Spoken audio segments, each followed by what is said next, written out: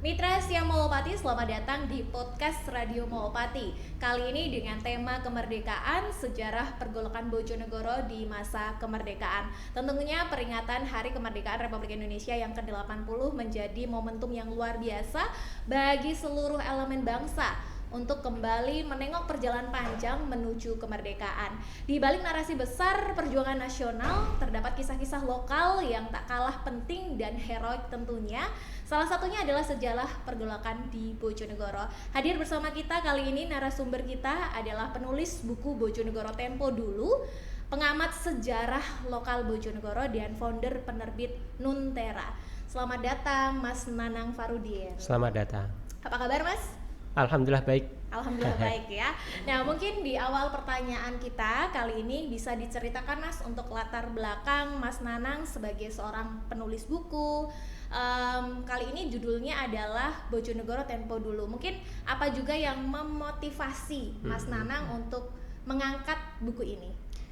Ya, Bojonegoro Tempo Dulu ini sebenarnya sebuah narasi ya, istilahnya tulisan-tulisan yang dikumpulkan, dan ini tidak saya sendiri yang menulis, ada banyak teman, tapi sebagian besar memang saya yang nulis, lebih pada sisi sejarah lokal.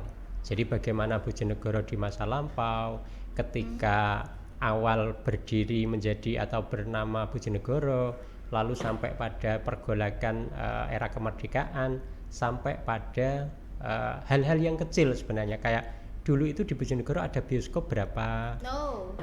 Jadi kita ingin menunjukkan, buku ini ingin menunjukkan bahwa Bojonegoro itu kaya akan sejarah-sejarah kecil. Kalau kita nganggap itu di lokal itu kita istilahnya sejarah kecil yang tidak secara nasional selalu tapi ya. Nah, seperti judulnya Bojonegoro Tempo Dulu, berarti kan dibacanya untuk hari-hari ini ya, Mas Nanang. Nah, menurut Mas Nanang sendiri, mengapa ini menjadi penting untuk diketahui atau dibaca oleh generasi saat ini? Apa yang terjadi pada saat ini dan yang akan datang itu kan tidak serta-merta lepas dari masa lampau. Jadi kebetulan saya menyukai membaca sejarah, dan terkait dengan apa yang bisa kita lakukan dengan bacaan-bacaan sejarah, tentu kita bisa melihat bagaimana semangat orang-orang di masa lampau atau masalah-masalah apa saja yang ada di masa lampau yang itu kita bisa pelajari. Karena Bojonegoro itu ternyata banyak sekali kekayaan yang dan itu jarang diangkat. Misalkan kayak logo Bojonegoro. Dulu kita punya logo itu yang gambarnya adalah tembakau dan daun jati. Tahun berapa itu? Sekitar sebelum tahun 70-an. Jadi kalau mungkin yang ada di pemirsa, misalkan ada yang keluarganya yang mbah-mbahnya itu ada senior-senior kita ya, punya KTP, bisa dicek. Ada di sana? Di logonya KTP itu sebelum yang sekarang Padi Kapas itu kita punya logo lain. Artinya apa? Kita punya masyarakat sekarang, misalkan tentu anak-anak muda itu perlu tahu bahwa kita juga punya gambar-gambar yang jadul-jadul tapi punya nilai sejarah. Jadi hari ini terbentuk mungkin dari masa lalu ya, masa depan mungkin bisa terinspirasi dari yang lalu-lalu juga, betul. Ya. Nah, diceritakan boleh juga tidak untuk Bojonegoro Tempo Dulu ini? Berarti secara tidak langsung Mas Nanang itu mengulik ya,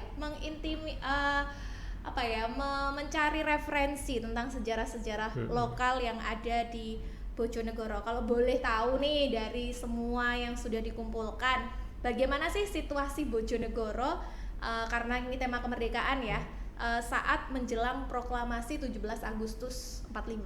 Ya, jadi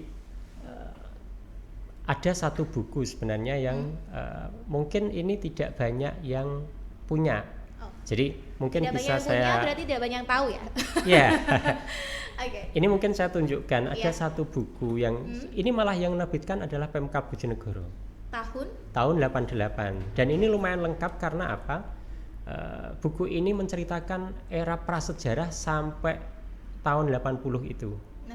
Jadi ketika Bojonegoro itu masih di bawah kerajaan Majapahit, lalu Demak, lalu Mataram, lalu company, artinya Hindia Belanda sampai pada sisi kemerdekaan. Nah, ada hal yang menarik sebenarnya waktu waktu kemerdekaan itu. Ketika tahun 45 itu kan dimanapun ada peperangan, otomatis pergolakan, artinya melawan Belanda. Nah, di Bojonegoro ini Karesidenan Bojonegoro pada waktu itu baru menyatakan kemerdekaan itu tahun 25 Agustus.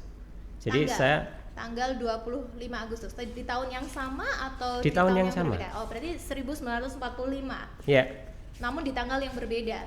Di tanggal yang berbeda. Karena apa? Kenapa? Karena mungkin kita bisa membayangkan zaman dulu tidak ada kayak press release atau tidak ada SMS, WhatsApp. Ya. Apa yang terjadi di Jakarta itu sampai ke daerah itu tidak serta-merta pada hari itu. Butuh waktu. Dan pemimpin-pemimpin lokal itu butuh verifikasi. Ini benar enggak sih Soekarno-Hatta memproklamasikan kemerdekaan? Berarti zaman dulu udah ada hoax ya? Nah, artinya kan itu bisa kayak memecah belah kan. Misalkan Belanda bisa ngomong tidak ada kemerdekaan itu. Akhirnya sampailah pada kesimpulan Bojonegoro itu akhirnya menyatakan bahwa kita memang sudah merdeka, dan ada nota dinas lah kalau. Maaf, saya revisi ya, bukan 24 Agustus. Tapi 24 September. Jadi bulan 1 bulan. Artinya cukup lama. Dan ini di buku di buku Bojonegoro Tempo dulu ada kayak kutipannya yang dibacakan oleh Bupati Raden Mas Suryo. Jadi yang pada akhirnya RM Suryo ini kan menjadi gubernur. Jadi gubernur yang patungnya ada di Ngawi. Karena dia salah satu yang terbunuh ketika pemberontakan PKI. Nah, di sini ada misalkan berdasarkan proklamasi Indonesia Merdeka oleh Soekarno dan Hatta, bla bla bla bla, menyatakan telah berdirinya pemerintah Republik di daerah Karesidenan Bojonegoro dan terus mengadakan tindakan seperlunya bla bla bla bla sampai tetap tinggal tenang dan tentram melakukan kewajiban. Bojonegoro 24 September 1945. Yang disebut Karesidenan waktu itu wilayahnya dari batas mana ke mana, Mas? Sebenarnya sama. Kalau zaman dulu itu Bojonegoro itu memang berubah-ubah. Dulu Bojonegoro sebelum menjadi Karesidenan itu pernah menjadi bagian dari Madiun, pernah menjadi bagian Rembang, tapi itu tahun 18 sekian lah. Tapi ketika tahun-tahun kemerdekaan itu sudah Bojonegoro, Tuban, Lamongan sudah seperti ini. Nah kalau nama Bojonegoro sendiri nih Mas Nanang, ini sejak kapan gitu? Apakah ketika proklamasi sudah bernama Bojonegoro atau setelahnya atau sebelumnya? Nah, atau bagaimana ini? Ini mungkin kita berarti flashback ke belakang ya. Jadi Bojonegoro ini sebelumnya pernah bernama Jipang. Jipang itu makanya ada sejarah Jipang itu. Berada di Padangan. Lalu ada pergolakan, artinya perubahan lagi menjadi Rajek Wesi yang ada di Ngumpak Dalem. Nah, ketika tahun 1828, yakni ketika di ujung perang Jawa, dan di sini ada Sosrodilogo yang sekarang ada nama jembatan Sosrodilogo, itu kan menjadi bupati tahun 1827 sampai 1828. Ketika Sosrodilogo itu sudah kalah, artinya apa ini kok kalah perang? Kalah perang dengan Belanda. Kan dia menjadi panglimanya Diponegoro. Nah, perang Jawa dia kalah, artinya Sosrodilogo terusir. Nah, itulah mulai nama Rajek Wesi dihilangkan. Tujuan Belanda untuk meninggalkan jejak-jejak Sosrodilogo. Menghilangkan? Karena Sosrodilogo sudah hilang, artinya dia menjadi pelarian. Pelarian ini tentang Sosrodilogo ini mungkin akan berbeda ya, banyak perspektif. Tapi kita fokus ke nama. Jadi setelah Sosrodilogo itu kalah dan area Bojonegoro ini dikuasai oleh Belanda, ketika itu bupatinya Jayanegara. Nah, pada waktu itulah mulai dipilih nama Bojonegoro. Jadi berarti itu di tahun berapa itu? Iya, di tahun 1828. 1828. Pilihan awalnya adalah Rajek Winangun dan Bojonegoro. Tapi Hindia Belanda akhirnya memilih Bojonegoro. Apa artinya? Ada nggak di Bojonegoro sana ini banyak perbedaan filosofinya? ya. Sebenarnya Bojonegoro itu adalah tanah yang banyak memberi makan. Harapannya itu jadi Bojonegoro itu banyak tanah yang subur yang nantinya akan memberi kemakmuran untuk. Cuman ada juga yang memaknai ini adalah tanah miliknya negara, artinya memang iya gitu kan, istilahnya menjadi kayak ibu kotanya negara lah. Seperti itu ya. Nah, kita sudah ke belakang sedikit ini Mas Nanang ya. Nah, untuk hari-hari ini kembali lagi masyarakat Bojonegoro secara umum sendiri hari-hari ini apakah untuk menyadari hari kemerdekaan, merasakan pentingnya hari kemerdekaan pada saat ini, boleh tidak energi ini sudah sampai belum untuk anak-anak generasi saat ini? Energi tempo dulu ya, untuk anak zaman sekarang. Kalau saya boleh misalkan mencontohkan ya, misalkan jadi ketika Indonesia itu sudah merdeka, tapi kan ada agresi Belanda kedua. Sekitar tahun 1947 sampai 1949 kalau tidak salah. Nah, pada waktu itu ada di Bojonegoro itu terjadi pergolakan lagi. Artinya kita sudah merdeka, sudah memproklamasikan. Tapi Belanda kan balik masih lagi. Bergerak, ya? Yang kalau di zaman dulu kita sekolah, dia nebeng sekutu itu loh. Yang dia masuk ke Indonesia lagi nebeng sekutu, terus nanti di mana-mana ada pertempuran lagi, termasuk di Bojonegoro. Nah, apa pergolakan di Bojonegoro? Di Bojonegoro itu sangat sangat gencar ya. Bahkan ada waktu itu kalau saya mencatat di buku Bojonegoro Tempo Dulu ini ada istilah itu peraturan fon perang. Apa itu? Jadi peraturan fon perang itu adalah ketika waktu itu kan pemerintahan diambil oleh militer. Yeah. Artinya pemerintahan sipil itu beralih karena takut dibunuh oleh Belanda. Artinya yang berkuasa pada waktu itu adalah diserahkan kepada militer karena mereka yang punya kemampuan senjata. Nah, yang pemerintahan sipil itu mengungsi ke daerah selatan, daerah Klino. Jadi semuanya berjalan ke Klino, tapi yang di sini, yang di kota ini dikuasai atau dipertahankan oleh pemerintahan militer. Nah, di waktu itu ada peraturan fon perang. Fon perang itu adalah masyarakat Bojonegoro itu bahu membahu untuk membiayai perang.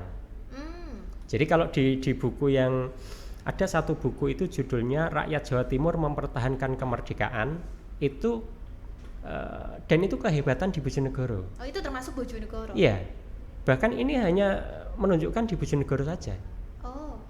Jadi masyarakat itu bahu membahu. Bahkan kalau di keterangan buku-buku sejarah tidak hanya uang yang diperbantukan, artinya yang disumbangkan untuk melawan Belanda itu.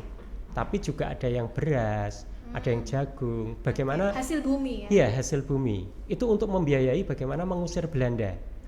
Artinya semangat gotong royong itu sudah dimiliki oleh masyarakat Bojonegoro luar biasa sejak dahulu kan. Iya, untuk mengusir Belanda. Dan ini menjadi kayak kita kalau misalkan menjadi anak-anak muda atau yang generasi Z yang zaman dulu itu untuk mempertahankan kemerdekaan sebegininya.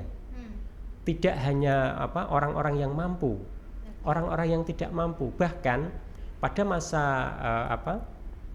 tahun 49-an ini itu kan muncul TRIP, Tentara Republik Indonesia Pelajar itu. Kita bayangkan pelajar menjadi rata-rata tentara. SMP. SMP itu kan berarti usia belasan ya? Iya, 12 belasan hingga 16 tahun. Iya, dan di Bojonegoro ini TRIP-nya dikenal dengan nama Batalion 2200 22000. Apa Tugu yang di pojok alun-alun itu, Mas? Betul. Oke. Itu salah satu peninggalan untuk apa ya? Untuk mengenang jasa-jasa para trip. Oke, yang usianya kala itu belasan tahun Iya, ya. karena remaja. Remaja. Dan itu sudah disebut pemuda waktu itu Iya, ya. artinya mereka sudah turun ke lapangan untuk mempertahankan. Jadi ada satu buku sebenarnya, kebetulan saya tidak membawa, itu judulnya Trip Bojonegoro. Dan itu pergolakannya sampai misalkan bagaimana anak-anak para remaja lah, karena mereka belum pemuda kan, usianya masih remaja belasan. ya. Dan itu mereka ada yang terbunuh, ada yang istilahnya benar-benar ada yang ketembak, ada yang, dan mereka tidak hanya mempertahankan di Bojonegoro, tapi lingkup Jawa Timur. diperbantukan misalkan kadang sampai ke Surabaya. Lingkup Jawa Timur. Iya. Oke. Ada yang sampai ke Ngawi misalkan. Jadi mereka punya koneksi. Jadi mereka punya titik koordinasi yang itu mereka ada pertempuran nih, misalkan mereka diperbantukan untuk di bagian apa itu lumayan jelas di buku. Berarti hari ini relate nggak nih sama apa pertanyaan yang sering kali muncul di netizen kita, yaitu negara sudah memberi kita apa? Lah kita bertanya dulu, kita sudah memberi apa untuk negara kita? Seperti betul. itu ya Mas Nanang ya. Salah satu kalau di buku-buku sejarah bagaimana perjuangan masyarakat zaman dulu, termasuk misalkan yang kayak Letus Wolo yang sekarang nama jalan, itu kan salah satu trip. Yang juga tentara pelajar waktu itu. Wow. Jadi Letus Wolo itu aslinya kalau di buku sejarah itu di Desa Gedong Arum. Mana itu kalau sekarang? Kalau sekarang ikut Kanor. Oh, ikut Kanor. Tapi di buku sejarah itu masih ikut Kecamatan Borno, desa itu. Saya nggak ngerti dulu ada pemekaran wilayah atau bagaimana, tapi di buku yang saya punya itu masuknya adalah dia Letus Wolo itu adalah anak dari kepala desa Gedong Arum.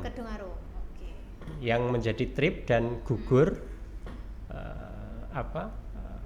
yang mungkin jasanya sampai sekarang dikenang di jalan, ada jalan Letus Wolo itu yang arah ke stadion. Oke. Nah, kalau boleh tahu nih, berarti ada trip, ada pergolakan ya. Konflik lokal apa yang cukup besar Mas di Bojonegoro di masa pra atau pasca kemerdekaan? Sebenarnya banyak ya, istilahnya kalau pergolakan salah satu yang selalu dimonumenkan itu adalah di Temayang. Ada ya? Kan ada monumen Palagan Temayang. Oke. Karena memang kita harus jalan-jalan ke Temayang ini seperti biar tahu. Saya soalnya kepikiran mau mengumpulkan monumen-monumen yang di Bojonegoro ini kayaknya asik juga. Oke, salah satunya di Temayang ini. Salah satunya Temayang, terus trip, terus TGP. Oh iya, TGP. Nah, itu juga bukti sejarah ya TGP. Iya, TGP itu juga mirip trip. Oke. Dia juga tentara kan itu TGP itu tentara geni pelajar. Oke. Jadi pelajar itu dulu ada TGP juga ada trip. Nah, ini kalau trip tadi kan pelajar belasan tahun, remaja, itu sama. Sama.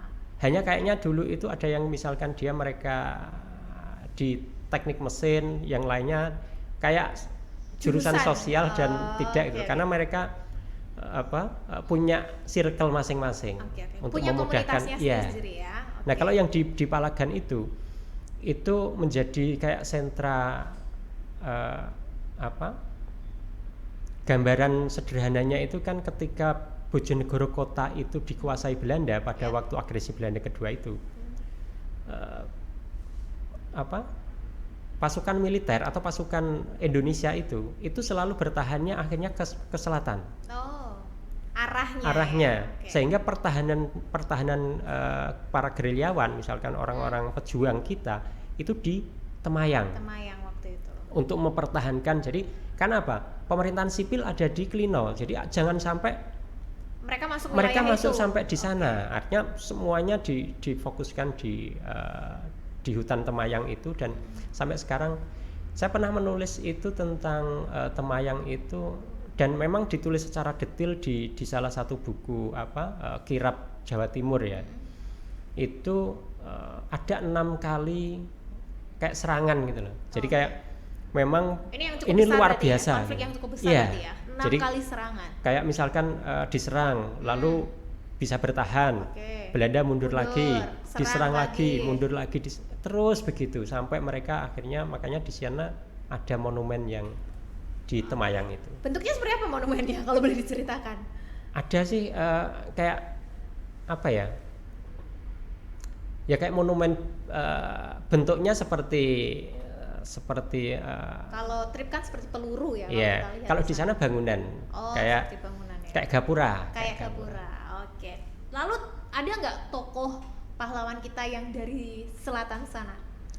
Kalau secara detail mungkin saya kurang selain tokoh-tokoh yang kurang paham ya, misalkan asalnya mana, atau misalkan kayak Letu Suyitno ini kan menjadi pahlawan yang sekarang ada di alun-alun itu. Itu kan juga pejuang tapi kalau untuk nama-nama itu memang sangat banyak, bahkan tokoh-tokoh trip lokal ya. Iya, memang yang di buku trip itu plus lengkap namanya ada. Jadi misalkan di Sekar itu ada siapa, itu ada sesuai wilayah. Iya, sesuai wilayah. Cuman saya nggak bisa hafal satu persatu. Kalau yang paling memorable buat Mas Nanang setelah membaca salah satu tokoh yang paling berpengaruh kala itu siapa, Mas?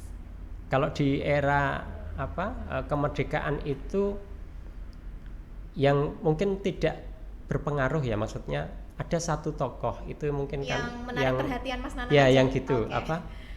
Ada salah satu bupati ya bupati cuma satu sih. Bupati itu tahun pada waktu itu namanya Surawiono. Itu bupati ke berapa ya? Yang tahun 1947-an itu. Jadi Surawiono itu ya ketika agresi militer itu diceritakan hampir semua keluarganya Pak Surawiono ini dibunuh oleh Belanda. Jadi saya bisa membayangkan, atau kita coba membayangkan bagaimana kehilangan keluarga ya. Padahal misalkan Pak Surawiono ini harus tetap menanggung tanggung jawab sebagai dia sebagai bupati. Nah itu artinya kita bisa kayak wah, zaman dulu memang luar biasa pengorbanan yang di warga masyarakat rakyat membela kemerdekaan. Dan satu lagi sebenarnya tentang administrasi negara, itu Bojonegoro juga pernah punya sesuatu yang berbeda. Apa itu? Jadi pada waktu pergolakan itu, istilahnya yang agresi Belanda kedua tahun 48-49an itu, Bojonegoro itu ada inisiatif mengganti nama residen, bupati, camat itu menjadi lain, menjadi komisaris. Wah, kayak perusahaan ya? Iya. Bagi Belanda. Dan itu pernah diterapkan. Sudah pernah diterapkan. Dan camat itu dipilih. Artinya aturannya begitu, tapi ternyata itu tidak lanjut. Karena apa? Secara administrasi, misalkan Bojonegoro berkirim surat ke Tuban atau ke daerah lain, itu sulit. Sulitnya kan tata pemerintahnya menjadi berbeda banget. Harusnya kan mungkin kalau sekarang kan semuanya sudah ada undang-undang, mungkin zaman dulu. Nah, ketika Mendagrinya, Menteri Dalam Negeri itu Muhammad Rom, itu baru semuanya dikembalikan kepada aturan undang-undang yang berlaku pada saat itu. Jadi residen ya tetap nama residen, bupati tetap bupati, camat ya camat. Jadi tidak ada perubahan seluruh Indonesia. Artinya ada dari sini ada Bojonegoro pernah punya inisiatif gitu loh. Meskipun berarti salah satu tokoh yang ternotif ya sama Mas Nanang ini karena perjuangannya atau pengorbanannya sampai keluarganya semua dibantai. Saya kira itu hanya ada di kisah-kisah di televisi, tapi nyatanya perjuangan kemerdekaan kita seperti halnya demikian ya Mas Nanang ya. Penuh drama. Baik. Jadi ini menjadi kayak apa ya, kalau saya membayangkan ya, misalkan mungkin pelaku seni atau misalkan nanti penulis sejarah atau penulis itu bisa mengambil yang dalam tanda kutip yang sejarah kecil-kecil itu akan menarik. Jadi bisa diangkat. Ya, tidak selalu harus pada sisi kapan Indonesia merdeka tapi pada sisi perjuangan yang kecil-kecil mungkin di desa, di kecamatan atau tokoh-tokoh lokal. Nah, Mas Anang tadi sebutkan kan banyak sekali ya tokoh-tokoh atau peran-peran penting pemuda bahkan remaja belasan tahun seperti TRIP, TGP ya, iya betul ya, TGP itu. Nah, untuk peran aktif kala itu untuk masyarakat secara luas sendiri seperti misalnya petani, perempuan. Nah, saya perempuan ini. Perempuan, apakah juga ada Mas di dalam buku Mas Nanang ini? Kan secara keseluruhan masyarakat Bojonegoro kan tidak hanya pemuda dan remaja yang bergabung menjadi tentara tadi, tapi ada masyarakat umum, ada perempuan, ada ibu, ada petani dan lain sebagainya. Bagaimana peran aktif mereka? Ya, kalau dilihat di catatan sejarah sebenarnya yang di TRIP itu banyak juga yang perempuan. Oh ya? Jadi tidak hanya para kaum laki-laki ya. Jadi seperti yang tadi saya bilang terkait dengan yang sumbang, kalau font yang perang tadi, yang sumbangan untuk perang, donasi itu kan juga bentuk dari dukungan petani. Dukungan dari petani, dari itu semua. Bahkan tidak hanya uang yang disalurkan tadi kan, sampai hasil bumi, hasil pada waktu itu kan standarnya Rp50. Yang cuman di catatan itu tidak selalu begitu, karena yang penting bagaimana perjuangan ini bisa terus berjalan gitu ya. Nah, tadi kalau kita sebut petani, bagaimana kalau yang sebaliknya? Kaum elitnya, pejabatnya, apa kontribusi mereka dalam masa perjuangan ini, Mas? Di kala itu ya? Ya, kita memang sulit ya untuk mendeteksi saya maksudnya untuk misalkan, karena buku literatur untuk pada waktu kemerdekaan di lokal itu memang masih relatif minim. Cuman kalau misalkan yang pada waktu yang tahun 47 yang agresi Belanda kedua itu memang ada kayak tentu ada perpecahannya. Karena Belanda juga tidak mau pengaruhnya di birokrasi itu habis. Jadi mereka membuat kayak istilahnya itu mencari orang-orang yang mau ikut. Jadi ada yang dipanas-panasi, ya.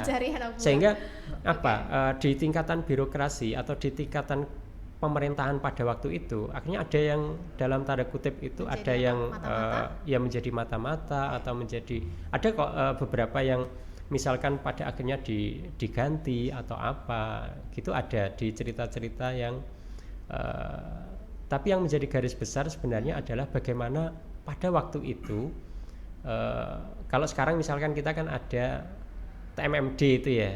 Nah, pada masa itu memang juga sudah sangat tampak gotong royong antara masyarakat sipil dengan militer.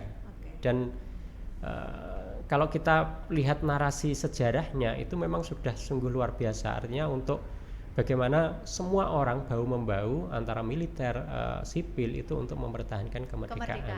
Ya. Nah, tadi kalau salah satu tokoh inspiratif Mas Nanang tadi adalah yang berkorban untuk keluarga. Ada nggak sih kisah-kisah heroik lainnya mungkin yang bisa diangkat dan bisa menginspirasi Mitra Hastia saat ini? Kalau saya boleh nyebut nama, tapi ini tidak pada masa kemerdekaan ya. Sebenarnya Sosrodilogo itu sesuatu yang atau sosok yang sungguh luar biasa. Yang sekarang menjadi nama jembatan yang membelah Bengawan Solo. Karena apa? Sosrodilogo itu dia anak Bupati Bojonegoro, namanya Sosrodiningrat. Nah, dia menentang Belanda dan akhirnya kontribusinya itu adalah bagaimana kalau di bukunya Pemkab yang di buku tebel ini dia namanya adalah Bupati Rakyat. Hanya setahun, karena memang ketika Perang Jawa Sosrodilogo tahun 1828 itu kalah itu, sehingga dia sudah tidak ada. Dan kalau kita ambil nama Sosrodilogo itu bisa kayak menjadi semacam sebuah bahwa ini adalah sosok yang menentang ketidakadilan gitu. artinya menentang Belanda pada masa itu, yang dia sangat konsisten untuk bagaimana Belanda itu harus hilang, harus pergi, harus kalah, harus ya, mundur gitu ya. meskipun pada akhirnya Sosrodilogo ini yang akhirnya kalah ya. Tapi semangat dan spiritnya ya, gagal belum berarti mungkin gagal adalah proses ya, trial dan error. Waktu itu mungkin kalah Sosrodilogo, namun hari ini mungkin kita bisa terus bangkit dengan terus berkarya dan berkarya. Nah, pelajaran penting apa nih Mas Nanang yang bisa kita petik dari konflik pergolakan kemerdekaan di masa lalu untuk generasi muda kita saat ini, terutama mungkin nanti kalau setelah baca bukunya Mas Nanang ya, Bojonegoro Tempo Dulu. Ya, jadi kalau saya ini kan memang sangat senang membaca masa lalu ya. Ini tapi tidak sekedar nostalgia saya. Artinya apa sih yang bisa kita lakukan? Kayak misalkan ada aksi ya. Iya, ada trip. Oh, berarti dulu itu memang anak-anak muda aja sudah usia belasan sudah mengangkat senjata. Nah, sekarang misalkan anak-anak muda usia belasan? Iya, artinya kan ada melakukan apa? Ada gap generasi. Meskipun kita tidak bisa misalkan menyamakan apakah kita yang anak-anak muda harus mengangkat senjata, enggak juga. Maksudnya kan bukan masanya pada artinya apa? Artinya adalah kita siapapun itu memang perlu untuk melihat masa lampau dan melihat sisi-sisi semangat apa yang bisa kita tiru. Kayak misalkan tokoh-tokoh lokal yang belum banyak diangkat, itu butuh untuk diangkat. Contohnya? Ya misalkan Letus Wolo atau kan ada di beberapa kota itu yang yang menjadi nama jalan. Misalkan Basuki Rahmat. Oh, Jenderal Basuki Rahmat. Jenderal Basuki Rahmat yang ada namanya yang kan Jalan Basuki Rahmat. Itu kan dulu itu dia kayak kalau dulu itu semacam kodim atau apa ya, intinya dia yang berjuang untuk di Bojonegoro, tapi pada akhirnya dia menjadi menteri, kalau tidak salah menjadi menteri kebudayaan asli dari Bojonegoro, Jenderal Basuki Rahmat itu. Tahun berapa itu Mas? Ada datanya? Ya dia waktu kalau di Bojonegoronya itu ada ya tahun pas 45, 46, 47 ya. Kadang itu kita melihat ada foto ya, misalkan saya ada buku yang jadul yang ini saya ambil itu kita ini ada di mana ya, cuman lokasinya kan lokasinya ada di mana ya, dilihatkan, Mas. Untuk foto misalkan kayak ini, misalkan kayak di mana itu hotel? Nah, ini kan namanya Hotel Seneng. Hotel Seneng, Tapi kan kita atau saya itu tidak tahu. Kemungkinan ini adalah ini kemungkinan ya. Mungkin di dekat-dekatnya Borsalino atau mana, mungkin. Ini jangan-jangan Samudra Lama tuh. Nah, saya nggak ngerti. Karena ini adalah para pejuang berpose di sini. Waktu kemerdekaan itu. Termasuk Basuki Rahmat. Apa itu? Oh, di situ salah satu fotonya. Pak Basuki Rahmat ada di sana. Nah, artinya foto-foto yang begini, bahkan ini ada Letkol Sudirman. Nah, jadi cuman kan kita tidak tahu ini ada di mana ya, karena memang di situ tidak disebutkan jalan apa. Nah, ketika kita itu belum ada ya. Ya. Makanya ketika kita melihat masa lampau lalu kita bisa membaca semangatnya pada masa ini, nah, itu kita bisa mengaplikasikannya pada kehidupan ya kita masing-masing sehari-hari. Contohnya mungkin menjadi belajar dengan yang baik. Ya, itu sesuai dengan profesi. Bahwa kita harus berpikir bahwa bagaimana kalau misalkan masih perjuangan atau pergolakan itu tidak selesai. Kita bisa membayangkan konflik itu kalau tidak selesai sampai sekarang terus bagaimana? Kita kan sekarang sudah era kemerdekaan dan suasananya damai, tidak ada perang dan lain sebagainya. Nah, ini sesuatu yang sangat membantu untuk kita terus meningkatkan kualitas diri. Oke, mungkin perangnya sekarang udah beda, Mas. Iya. Tidak lagi mengangkat senjata, tapi kreativitas itu tadi. Betul. Dari manusia-manusia atau masyarakat di negara-negara Iya. masing-masing itu ya, dengan karya. Nah, selain itu nih Mas Nanang, membangun nasionalisme berarti ini ya kita arahnya ya. Dalam membangun nasionalisme, kalau dulu kita tahu bagaimana bentuk pengorbanan pahlawan kita. Tadi mungkin sedikit, kalau hari ini untuk menonjolkan atau memperlihatkan nasionalisme, kalau pelajar ya belajar yang rajin. Kalau misalnya dokter yang menolong masyarakat dengan baik, tulus dan ikhlas. Nah, apa sampai di situ saja cukup atau bagaimana Mas Nanang untuk hari-hari ini kita bisa membangun rasa nasionalisme kita? Ya, sebenarnya kan gini, tantangan sebuah daerah, tantangan sebuah negara itu akan selalu dinamis, makanya kita sekarang ini kan perlu untuk membangun optimisme sebenarnya. Nah, salah satu cara untuk membangun optimisme itu dengan melihat perjuangan orang-orang di masa lampau. Misalkan nih, kita tahu di nama rumah sakit Bojonegoro itu Sosodoro Jatikusumo. Ya. Tapi banyak orang juga tidak tahu itu siapa. Nah, salah satu yang pernah saya baca tentang misalkan Sosodoro itu, beliaulah yang banyak membuat sebuah gerakan kesehatan di desa-desa. Sampai misalkan ada satu foto itu yang Sosodoro itu berada di daerah Sekar, yang membuat pos, jadi ada tenda gitu untuk apa? Untuk menyadarkan masyarakat dan waktu itu ada wabah kolera dan malaria. Artinya Pak Sosodoro ini itu sampai berkemah di sana dan langsung membantu masyarakat di masa itu. Ya, itu kan biasa. Mungkin karena apa? Pada waktu itu akses kesehatan tidak seperti sekarang ya. Kalau sekarang ada banyak rumah sakit, kita kan perlu bersyukur misalkan di puskesmas sudah bisa tertangani. Gratis pula. Nah, artinya apa? Pada masa sekarang itu, ketika kita mengaca kepada masa lampau, nah itu kita bisa banyak timbul syukurnya. Artinya lalu ketika kita menjadi apa, ya kita akan coba untuk saling memberi, istilahnya saling berkontribusi untuk daerah. Nah, Mas Nanang tadi kan dalam memulai penulisan Bojonegoro Tempo dulu ini kan banyak sekali mitigasi ya, pencarian arsip-arsip, menggali sejarah-sejarah lokal Bojonegoro. Nah, kalau dari hal yang sudah Mas Nanang lakukan selama ini saat menulis buku ini, bagaimana arsip-arsip tentang tokoh-tokoh ini di Bojonegoro, Mas Nanang? Apakah mudah ditemukan ataukah butuh effort yang lebih? Bagaimana untuk kondisi arsip dokumen sejarah Bojonegoro sendiri? Ini memang menjadi tantangan ya.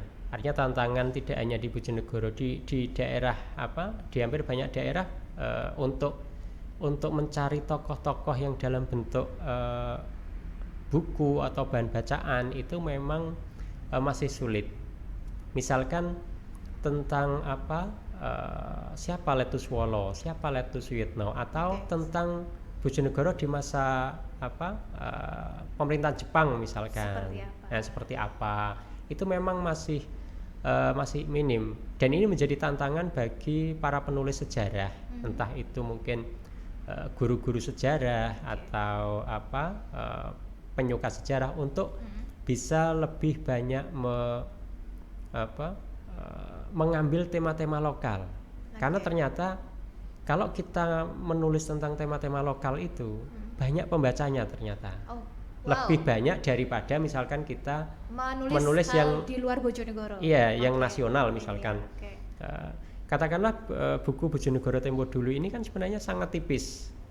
Tipis dan hanya 100-an halaman, tapi banyak yang menjadikan ini sebagai referensi dan juga banyak diminati oleh tidak hanya orang Bojonegoro. Karena saya sering mengirim itu, bahkan ada yang ke Jakarta, ke pembelinya ada banyak. Jadi tema-tema lokal itu tidak hanya dibaca oleh orang lokal, Tapi orang yang berkepentingan, misalkan mungkin mahasiswa di Semarang, di Surabaya, di mana yang ingin melakukan riset tentang Bojonegoro, nah itu pasti akan mencari buku-buku lokal ya. Jadi cukup menjanjikan sepertinya. Begitulah. Kemana nih arahnya ya? Oke, nah terakhir mungkin ada nggak sih yang bisa disampaikan satu pesan kemerdekaan setelah Mas Nanang kan mungkin lebih tahu banyak ya tentang sejarah karena mempelajari, bahkan ada bukunya gitu kan ya, dibanding kita ini. Mungkin ada nggak satu pesan kemerdekaan untuk warga Bojonegoro di momen bulan kemerdekaan kita ini, Mas Nanang? Ya, sebenarnya momen kemerdekaan ini kan kita ingin memaknai ulang sebuah kemerdekaan itu seperti apa. Artinya perjuangan dulu itu tidak mudah, dan kita mempertahankan itu tentunya lebih tidak mudah. Biasanya kan ada pepatah atau ada kata-kata yang bijak, merebut itu lebih mudah, merebut itu lebih mudah daripada mempertahankan. Nah, itu kita sekarang punya tugas itu bersama-sama sebenarnya, bagaimana mempertahankan. Dan kita lihat kan banyak ide-ide kreatif yang memang arahnya ke sana. Kalau misalkan kita kalau di era sekarang, era teknologi informasi, kalau pada sisi kemerdekaan, pada kaitan dengan kemerdekaan, kalau saya sih senangnya bagaimana kita bisa berada di dunia digital ini dengan sehat. Dengan sehat. Maksudnya sehat itu kita tidak termakan hoax, kita tidak menyebarkan hoax. Itu sangat membantu pada sisi mengisi kemerdekaan dengan sebaik-baiknya. Kalau kita misalkan pada kemerdekaan ini karena eranya sekarang digital, lalu kita ikut arus menyebarkan hoax, lalu itu akan sangat bahayanya, itu akan sangat lebih besar daripada konflik bersenjata itu. Nah itu tadi ya, makanya hari ini kita tidak sedang berperang mengangkat senjata, tapi berperang mengangkat kreativitas, salah satunya dengan kemudahan-kemudahan teknologi tadi ya, media sosial dan lain sebagainya.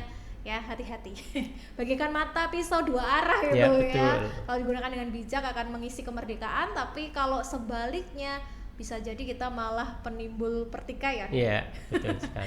Ya, oke. Terima kasih Mas Nanang untuk hari yang luar biasa kali ini. Satu deh pertanyaan terakhir lagi, ada nggak nih proyek sejarah atau buku baru yang akan ditulis nanti setelah ini?